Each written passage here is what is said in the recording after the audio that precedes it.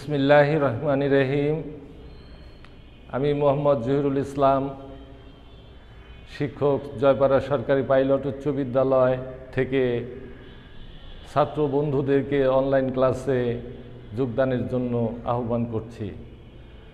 আমি আজকে যে বিষয়টি পড়াবো, ষষ্ঠ শ্রেণী বাংলা দ্বিতীয় পত্র থেকে দরখাস্ত এমন একটা জিনিস যেগুলো আমাদের প্রাত্যহিক জীবনে অনেক কাজে লাগে। আমরা স্কুলে পড়ি, ছাত্রবৃন্দ যারা এখানে পড়তে আসে প্রতিনিয়ত তাদের যে কোনো কাজে দরখাস্ত লিখতে হয়। অনেক ছেলেরে দেখা যায় ক্লাস 10-এ পড়ে, দরখাস্ত লিখতে পারে না। অনেক মুরব্বী আমাদের এখানে আসেন, লেখাপড়া কম জানেন বা জানেন না, যে স্যার আমাকে একটা দরখাস্ত লিখে দেন আমার ছেলের বেতন মওকুফের জন্য।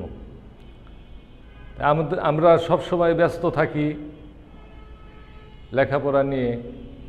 এমত অবস্থায় আমরা অনেকের সাহায্য সহযোগিতা করতে পারি না। হয়তো ক্লাস 10-এর একটা ছেলেকে ডাক দিলাম যে বাবা এই মুরব্বীর একটা দরখাস্ত তুমি একটু লিখে দাও।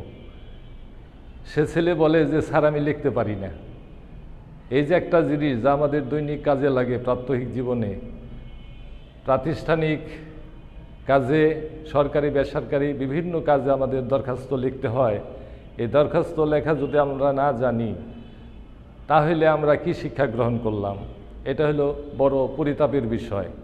যাই হোক, আমি ষষ্ঠ শ্রেণীর উপযোগী যে সমস্ত দরখাস্তগুলি সাধারণত পরীক্ষায় আসে সে সম্পর্কে একটু আলোচনা করব। আমি বোর্ডে লিখেছি 3টা দরখাস্ত। একটা দরখাস্ত হলো যে একজন ছেলে স্কুলে আসতে পারে নাই, বিভিন্ন কারণে আসতে পারে না, সে একটা দরখাস্ত লেখা জমা দিবে, এটাই স্বাভাবিক। কিন্তু সে দরখাস্ত আনে না, লিখতে পারে না। যাই হোক, কথা হলো যে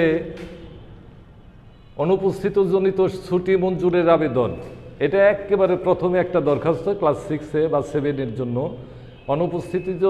অনুপস্থিতিজনিত কারণে ছুটি চেয়ে প্রধান শিক্ষকের নিকট একটি দরখাস্ত লেখো। তাই আমি ওই যে বোর্ডে লিখেছি যে প্রথমে তারিখ দিতে হয় জুলাই 10/7/2020, বরাবর প্রধান শিক্ষক, জয়পাড়া পাইলট সরকারি উচ্চ বিদ্যালয়, জয়পাড়া দুহার, ঢাকা। এটা হলো অ্যাড্রেসিং। তারপরে হলো লিখতে হবে কি বিষয়টা হলো কি অনুপস্থিতিজনিত কারণে ছুটি চেয়ে প্রধান শিক্ষকের নিকট দরখাস্ত। তারপরে দরখাস্তের বিষয়বস্তু আমাদের লিখতে হবে জনাব বিনীত নিবেদন, এই যে আমি অত্র বিদ্যালয়ের ষষ্ঠ শ্রেণী যে কোনো একটা শাখার কথা বললে হবে। সাপোজ ধরলাম আমরা পদ্মা শাখার একজন নিয়মিত ছাত্র। হঠাৎ করে আমার সর্দি জ্বর হওয়ার কারণে আমি গত 10 তারিখ থেকে 15 তারিখ পর্যন্ত এই 5 দিন বিদ্যালয়ে উপস্থিত হতে পারি নাই। শেষ হয়ে গেল গা। অতএব প্রার্থনা, মেহেরবানি করে বা দয়া করে বা অনুগ্রহ করে আমাকে উল্লেখিত দিবসগুলির ছুটি দেওয়া বাধিত করবেন। তারপরে লিখতে হবে নিবেদনে একজন ছেলে দরখাস্ত করলো তার নাম লিখতে হবে, তারপরে তার ক্লাস, সেকশন, রুল সব লিখতে হবে। এই হলো নিয়ম। তাহলে আমি আবার বলি যে অনুপস্থিতিজনিত কারণে ছুটি চেয়ে প্রধান শিক্ষকের নিকট দরখাস্ত লিখলে আমাদের কি নিয়মটা লিখতে হবে যে জুলাই 10/7/2000, যে তারিখে সে দরখাস্ত লিখবে সেই তারিখের কথা সে লিখবে। বরাবর প্রধান শিক্ষক, জয়পাড়া সরকারি পাইলট উচ্চ বিদ্যালয়, জয়পাড়া দুহার, ঢাকা। আমি জয়পাড়া সরকারি পাইলট উচ্চ বিদ্যালয়ের কথা বলছি। যে স্কুলের ছাত্র সেই স্কুলের কথা লিখবে, যে স্কুলের ছাত্র সেই স্কুলের নাম সে লিখবে। আমি জয়পাড়া পাইলট উচ্চ বিদ্যালয় থেকে এই ক্লাসটা নিচ্ছি, এই জন্য জয়পাড়া পাইলট উচ্চ বিদ্যালয়ে লিখছি আমি, কিন্তু যার যে স্কুলে যে পড়ে ওই স্কুলের কথা সে লিখবে। তাহলে জনাব বিনীত নিবেদন অথবা জনাব শ্রদ্ধা ও ভক্তিপূর্ণ নিবেদন, যা আমরা বলি, শ্রদ্ধা অবনত চিত্তে আপনার সদয় অবগতি ও কার্যকর ব্যবস্থা গ্রহণের জন্য জানাইতেছি যে আমি এত তারিখ থেকে এত তারিখ পর্যন্ত সর্দি জ্বর হওয়ার কারণে আমি বিদ্যালয়ে উপস্থিত হইতে পারি নাই। অতএব প্রার্থনা অনুগ্রহ করে আমাকে উল্লেখিত দিবসগুলির ছুটি দেওয়া বাধিত করিবেন। এটা শেষ হয়ে গেল। তারপরে নাম, রোল নম্বর, সেকশন লিখতে হবে বাদিকে, অ্যাপ্লিকেশনের বাদিকে যে অংশটা থাকে এখানে লিখতে হবে। তারপরে হলো বড় বোনের বিয়ে উপলক্ষে প্রধান শিক্ষকের নিকট ছুটি চেয়ে আবেদনপত্র। আমাদের এটা বিভিন্ন কারণে, বিশেষ করে বিয়ে শাদীজনিত কারণে অনেক সময় ছুটির প্রয়োজন হয়, এই জন্য আমাদের দরখাস্ত লিখতে হয়। ওই রকম একটা তারিখ দিতে হবে। তারপরে বরাবর প্রধান শিক্ষক, জয়পাড়া সরকারি পাইলট উচ্চ বিদ্যালয়, জয়পাড়া দুহার, ঢাকা, বিষয় বড় বোনের বিয়ে উপলক্ষে অগ্রিম ছুটি চেয়ে দরখাস্ত বা ছুটি চেয়ে প্রধান শিক্ষকের সমীপে দরখাস্ত লিখলেই হবে। অথবা অন্যভাবে লেখা যায় ছুটি আবেদন, ছুটিটি কি বিষয়বস্তু হল বিয়ে উপলক্ষে ছুটি প্রসঙ্গে, এটাও আমরা লিখতে পারি। বিভিন্নভাবে আমরা লিখতে পারি। আমি এখন যেমন একরকম বললাম, আরেক সময় বললে আরেক রকম হয়ে যাবে, এটাই স্বাভাবিক। কারণ আমাদের তো কোনো জিনিস বিষয়বস্তু মুখস্থ থাকে না, আমাদের মনে যেটা উদ্ভব হয় সেটাই আমরা বলি। আচ্ছা, যাই হোক, তাইলে ওই রকম জনাব বিনীত নিবেদন, এই যে আমি অত্র বিদ্যালয়ের ষষ্ঠ শ্রেণীর পদ্মা শাখার একজন ছাত্র, আগামী এত তারিখে আমার বড় বোনের বিয়ে আমাদের বাড়িতে অনুষ্ঠিত হবে। এই জন্য আমাকে বিভিন্ন কাজে ব্যস্ত থাকতে হবে। এই জন্য আমি এত তারিখ থেকে এত তারিখ, একটা তারিখের নাম উল্লেখ করতে হবে, এত তারিখ থেকে এত তারিখ পর্যন্ত ছুটি চাই। অতএব প্রার্থনা আমাকে উল্লেখিত দিবসগুলি ছুটি দেওয়া বাধিত করিবেন। তারপরে নাম, রোল নম্বর, ক্লাস, সেকশন। তারপরে হলো লিখছি বিনা বেতনে পড়ার সুযোগ দানের জন্য প্রধান শিক্ষকের নিকট দরখাস্ত। বিনা বেতনে পড়ার জন্য আমরা অনেকেই দরখাস্ত করি, ওই রকমই লিখতে হবে, নিয়মটা ওইভাবেই হবে। তারপরে বিষয়বস্তু হলো বিনা বেতনে পড়ার সুযোগ দান প্রসঙ্গে। বিষয়বস্তুটা হলো সাবজেক্ট অ্যান্ড ম্যাটার হলো কি, যে বিনা বেতনে পড়ার সুযোগ দান প্রসঙ্গে, এই কথাটা লিখতে হবে বিষয়ের জায়গায়। তারপরে আমাদের বক্তব্যটা উপস্থাপন করতে হবে। জনাব বিনীত নিবেদন, এই যে আমি অত্র বিদ্যালয়ের ষষ্ঠ শ্রেণী তিস্তা শাখার একজন ছাত্র, আমার বাবা একজন দরিদ্র কৃষক। বিগত খরা মৌসুমে আমাদের ফসলাদি সব নষ্ট হয়ে গেছে। এমত অবস্থায় আমরা নিরারুণ অর্থকষ্টে আছি। বিভিন্ন শিক্ষা প্রতিষ্ঠানে আমার 3-4টি ভাই বোন লেখাপড়া করতেছে। এমত অবস্থায় আমার পিতার পক্ষে আমাদের লেখাপড়ার খরচ চালানো কোনো ক্রমেই সম্ভব হচ্ছে না। অতএব মেহেরবানিপূর্বক আমাকে একজন অবৈতনিক ছাত্র হিসেবে পড়ার সুযোগ দিয়ে বাধিত করিবেন। তারপরে নাম, রোল নম্বর, সেকশন, ক্লাস এগুলি লিখতে হবে। তাহলে কি বললাম, আমার বাবা একজন যে কোনো একটা কাজের কথা বললে হয়, যেমন একজন নিম্ন বেতনভুক্ত কর্মচারী, তিনি যাই করেন তাতে আমাদের সংসারে কোনো রকম চলে। এমত অবস্থায় আমরা 3-4টি ভাই বোন বিভিন্ন শিক্ষা প্রতিষ্ঠানে অধ্যয়ন করি। এমত অবস্থায় আমার পিতার পক্ষে আমাদের লেখাপড়ার খরচ চালানো এবং সংসারের খরচ চালানো কোনো ক্রমেই সম্ভব হচ্ছে না। অতএব প্রার্থনা অনুগ্রহকে আমাকে একজন বিনা বেতনে ছাত্র হিসাবে পড়াশোনার সুযোগ দিয়ে বাধিত করিবেন। তারপরে নিবেদনে কি লিখতে হবে, নাম, রোল নম্বর, ক্লাস, সেকশন। এভাবে আমরা অ্যাপ্লিকেশন একটু চেষ্টা করলেই হবে, এতে কোনো অসুবিধা নাই। কিন্তু আমরা লিখি না, এই জন্য আমরা ভয় পাই। এই জন্য ছাত্রদের সবসময় যে কোনো একটা লেখার জন্য রাখতে হবে, চর্চা রাখতে হবে। যদি আমরা তো লিখি না এখন, আমরা শুধু একটু কয়েকটা গাইড বই দিয়ে পড়াশোনা করি আর ওইগুলি এসে স্কুলে লিখি, কিন্তু লেখার প্রতি আমাদের কোনো শ্রদ্ধা নাই। যে যত 10 বার পড়লে একবার লিখলে তার সমান হয়। কাজেই আমরা যদি পড়াশোনাটা করার পরে ওটা লিখি, তাইলে আমরা ওইটা পরীক্ষায় উপস্থাপন করতে পারবো, লিখতে পারবো। আমরা যেন এটা লিখি বাড়তে এবং লেখা যদি অনুশীলনটা আমরা করি, তাহলে আমাদের বহুবিধ কাজে, জীবনের প্রত্যেকটা ক্ষেত্রে, কাজে কর্মে, স্কুলে, শিক্ষা প্রতিষ্ঠানে, কর্মজীবনে সব কাজে আমাদের লাগবে। এই জন্য আমরা যেন এইগুলি পড়ি এবং কিছু লিখতে পারি আমরা। এই যাই হোক, এখন আমি আর একটা জিনিস বলবো সিক্সের জন্যই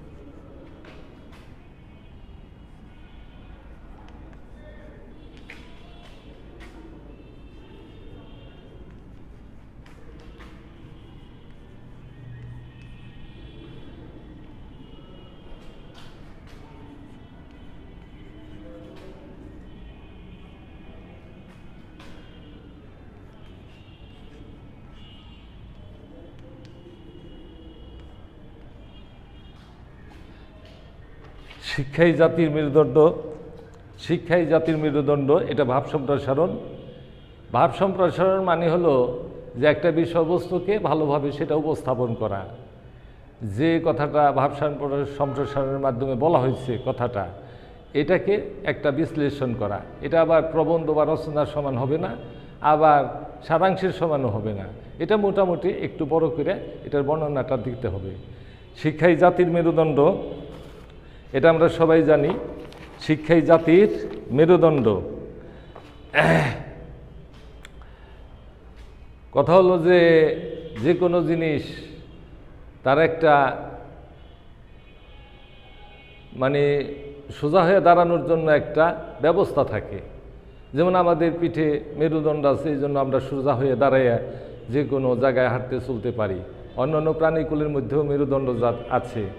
যাদের পিছনে মেরুদণ্ড নাই, তারা সোজা হয়ে চলতে পারে না। তাহলে শিক্ষাকে জাতির মেরুদণ্ড হিসেবে আখ্যায়িত করা হয়েছে। অর্থাৎ শিক্ষা হলো আলো।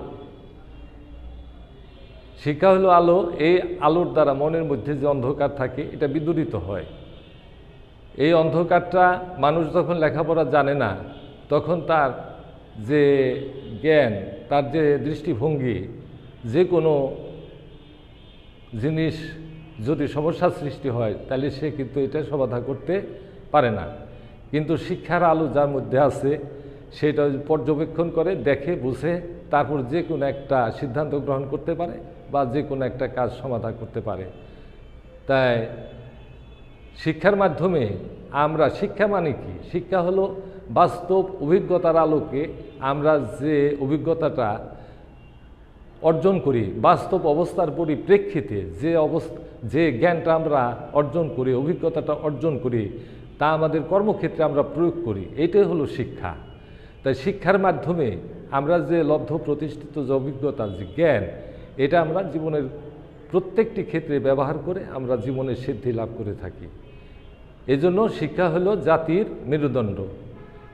মাঝিহীন নৌকা, মাঝিবিহীন নৌকা কিন্তু তার অভীষ্ট লক্ষ্যে পৌঁছতে পারে না, ঠিক সঠিকভাবে সে গন্তব্যে পৌঁছতে পারে না। যদি মাঝি থাকে তাহলে কিন্তু সেই নৌকাটা সঠিকভাবে তার অভীষ্ট লক্ষ্যে পৌঁছতে পারে। দেহ, এই যে আমাদের দেহটা, এটা যদি দেহ মস্তককে বিচ্ছিন্ন করা হয়, মাথাকে বা মস্তককে যদি বিচ্ছিন্ন করা হয়, এই দেহের কিন্তু কোনো দাম নাই, এটার কোনো মূল্য নাই। আবার প্রাণ যদি দেহের ভিতরে না থাকে, তাহলেও কোনো দেহের কোনো দাম নাই, মূল্য নাই। অনুরূপভাবে যদি শিক্ষা না থাকে, এই মানুষের যে দেহ, বাহ্যিক দৃষ্টিকোণ থেকে এটার কোনো মূল্য নাই। কেননা শিক্ষা এমন একটা জিনিস যা বাস্তবে প্রয়োগ করে মানুষ যে কোনো অসাধ্যকে সাধন করতে পারে। একটা জাতিকে যদি সুষ্ঠু এবং সুশৃঙ্খলভাবে দাঁড়াতে হয়, উন্নতির স্বর্ণ শিখরে যদি প্রতিষ্ঠিত হতে হয়, তাহলে অবশ্যই শিক্ষার প্রয়োজন। পৃথিবীতে যদি আমরা দেখি যে সমস্ত দেশগুলি উন্নতির স্বর্ণ শিখরে অবস্থান করতেছে, তাদের মূলে আছে শিক্ষা। শিক্ষাকে তারা কাজে লাগিয়ে তারা প্রতিষ্ঠিত হয়েছে, উন্নতি লাভ করতেছে। এই যে আমাদের উন্নয়ন হচ্ছে না কেন? আমাদের অধিকাংশ, অর্থাৎ 50%, 50% মানুষই শিক্ষার আলো থেকে বঞ্চিত। এই অশিক্ষিত মানুষ আমাদের দেশ এবং জাতির জন্য কোনো কল্যাণ বয়ে আনতে পারতেছে না। যদি আমাদের দেশের শতকরা 90% মানুষ শিক্ষিত থাকতো, তাহলে আমাদের দেশটা আরও উন্নতি হতো, স্বাবলম্বী হতো। কাজেই শিক্ষাকে বেঁধে রেখে জীবনের যেমন কল্পনা করা যায় না, একটা রাষ্ট্রের অস্তিত্বের কথাও কল্পনা করা যায় না। আমাদের অবশ্যই শিক্ষাকে গ্রহণ করতে হবে, শিক্ষার আলো ঘরে ঘরে জ্বালাতে হবে। ধর্মের দৃষ্টিকোণ থেকেও বলা হয়েছে, তুমি তোমার কর্মজীবনে টাকা পয়সা যদি গচ্ছিত রেখে যাও, এটা তোমার জন্য কোনো কাজে লাগবে না। আর ওই টাকা পয়সা যদি তোমার সন্তানকে শিক্ষার কাজে ব্যয় করো, লেখাপড়ার কাজে ব্যয় করো, আদর্শ মানুষ হিসাবে গড়ে তোলার জন্য ব্যয় করো, এটা তোমার বহুবিধ কাজে লাগবে। আর ওই সন্তান যদি ভালো কাজ করে, তাহলে কবরে শুয়ে শুয়েও মানুষ সব পাইতে থাকবে। এই জন্য শিক্ষাকে আমাদের সর্বাগ্রে অগ্রাধিকার দিতে হবে। শিক্ষা দ্বারা যেন আমরা নিজেদের উন্নতি করতে পারি, পরিবারের উন্নতি করতে পারি, সমাজের উন্নতি করতে পারি, সাথে সাথে রাষ্ট্রের উন্নতি করতে পারি। অশিক্ষিত মানুষ রাষ্ট্র এবং সমাজের বোঝা, এই কথাটা আমাদের মনে রাখতে হবে, লক্ষ্য রাখতে হবে। কাজেই আমরা যদি সোজা হয়ে দাঁড়াতে পারি, তাহলে আমাদের যদি দাঁড়াতে চাই তাহলে অবশ্যই আমাদের শিক্ষা গ্রহণ করতে হবে। আর সেই শিক্ষাটা হলো আদর্শ শিক্ষা। এখন দেখা যায় আমরা ছোটোকালে পড়ছি, আমি তো বুড়া হয়ে গেছি, এখন আমার চাকরি আছে মাত্র 1 বছর, আমি বুড়া হয়ে গেছি, 35 বছর আমার কর্মজীবন, আমি বুড়া হয়ে গেছি। এখন কথা হলো যে আমরা আগেই শুনছি কি যে শিক্ষা জাতির মেরুদণ্ড, শিক্ষাই আলো। এখন দেখা যায় যে শিক্ষিত মানুষ অনেক সময় দুর্নীতির সাথে জড়িত হইয়া দেশের 12টা বাজাইতেছে। কিন্তু এই জন্য একটা হলো আদর্শ শিক্ষা, সুশিক্ষা, আর একটা হলো কুশিক্ষা। অনেক শিক্ষিত সুধীজন তারা রাষ্ট্রীয় বড় বড় ক্ষমতায় বসে আছে, কিন্তু তারা রাষ্ট্র এবং দেশের কথা চিন্তা না করে নিজেদের আখিরি গোছানোর চিন্তা ভাবনা করে। তারাও কিন্তু একদিন পইরা আসছে, দুর্জন বিদ্বান হইলেও পরিত্যাজ্য, সর্পের মাথায় মণি থাকিলে সে কি ভয়ঙ্কর নহে। অর্থাৎ খারাপ লোক যতই শিক্ষিত হোক,